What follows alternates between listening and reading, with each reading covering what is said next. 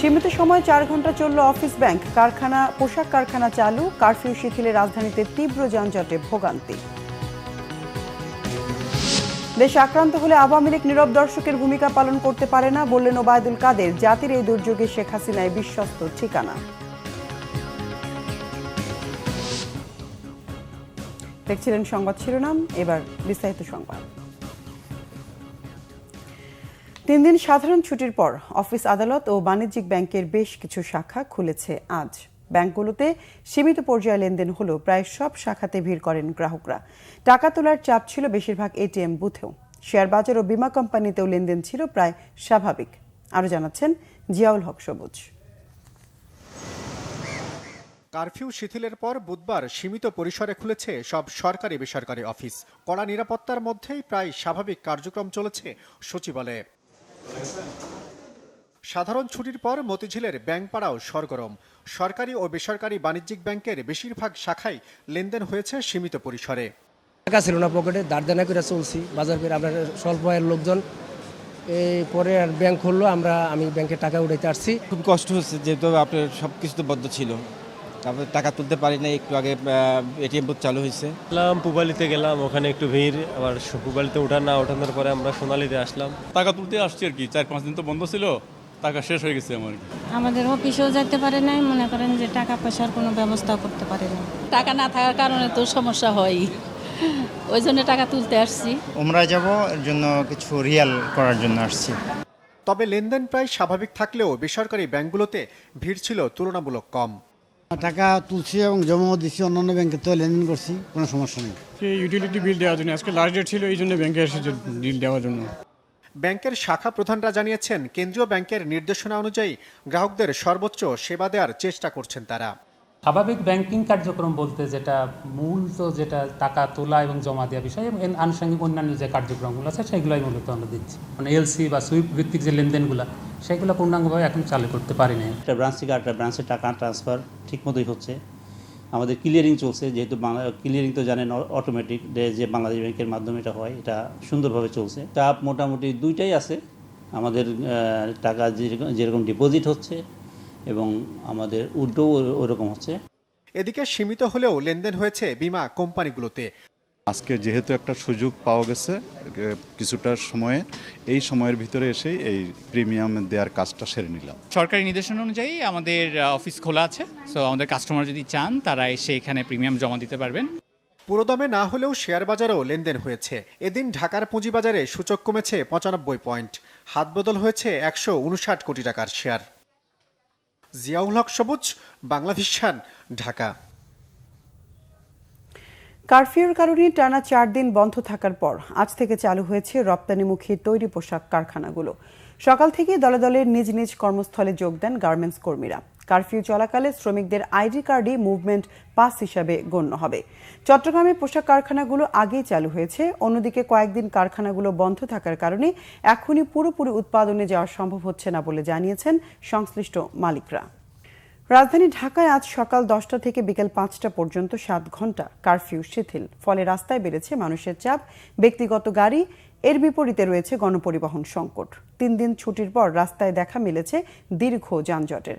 সাধারণ মানুষ বলছেন 5টার মধ্যেই ঘরে ফিরতে হবে, নইলে পড়তে হবে যানবাহন সংকটের ঝামেলায়। আরও জানাচ্ছেন দীপন দেওয়ান। 6 দিন পর ঢাকার রাস্তা ফিরে পেয়েছে তার পুরনো চেহারা। সড়কে দীর্ঘ যানবাহনের সারি, সিএনজি, অটোরিকশা ও ব্যক্তিগত গাড়ির দেখা মিলেছে প্রচুর, কিন্তু সেই তুলনায় খুবই নগণ্য গণপরিবহন। 11টা থেকে 3টা পর্যন্ত অফিস খোলা থাকায় অনেকেই নেমে পড়েন রাস্তায়। ভোগান্তি থাকার পরও যেভাবে পেরেছেন যানবাহনে চেপে পৌঁছেছেন গন্তব্যে। তবে অনেকের মাথায় ঘুরপাক খেয়েছে নিজের নিরাপত্তার বিষয়টি। রাস্তায় যথেষ্ট সংখ্যক প্রাইভেট কারের সংখ্যাই বেশি, তবে গণপরিবহনের সংখ্যা কিছুটা কম মনে হয়েছে আমার কাছে। দীর্ঘ আজকে 1 সপ্তাহের উপরে কোনো টিপ মারতে পারি নাই। আমাদের অবস্থা খুবই খারাপ, মানে পিঠ দেওয়ালে ঢেকে গেছে গা। মানে একটা টিপ পাইছি, দেখি আল্লাহর রহমতে বাইরে আসতে পারে কিনা। আজকে শীতের পরে আমি জানি না কি হয়, তবে আমরা শীতের আগে বাসায় চলে যাবো ইনশাআল্লাহ আর কি। এতদিন তো বের হই নাই, আজকে বের হলাম। 7 ঘন্টা শীতল থাকাতে মানুষের জরুরি কাজগুলো সেরে নিচ্ছে, এতে গাড়ির সংখ্যা অনেকটাই বেশি। আমরা যার যার জায়গা থেকে মোটামুটি আমাদের ট্রাফিক সদস্যরা চেষ্টা করতেছি এটা নিয়ন্ত্রণে রাখার। অনির্দিষ্ট কালের জন্য বন্ধ রয়েছে মেট্রো রেল, ফলে গণপরিবহনে বেড়েছে যাত্রীর চাপ।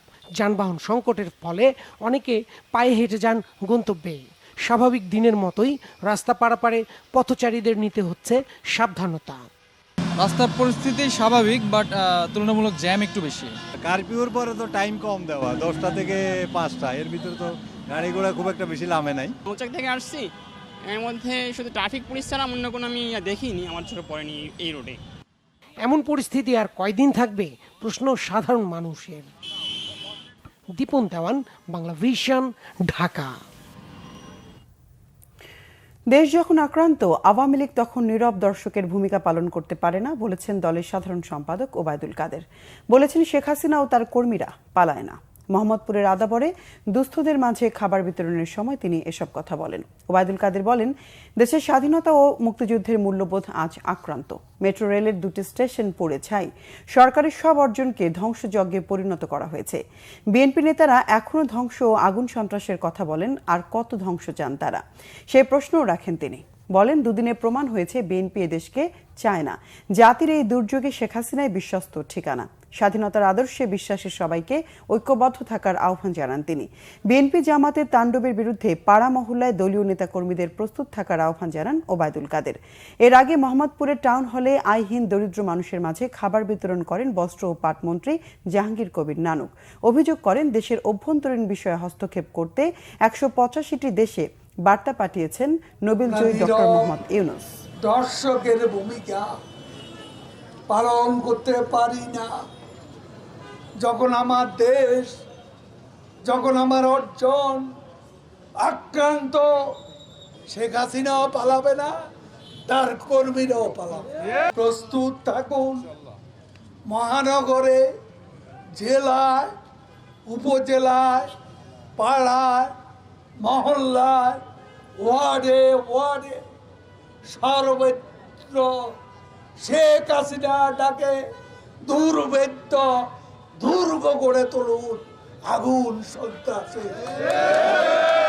অধ্যাপক ইউনূস 185টি দেশে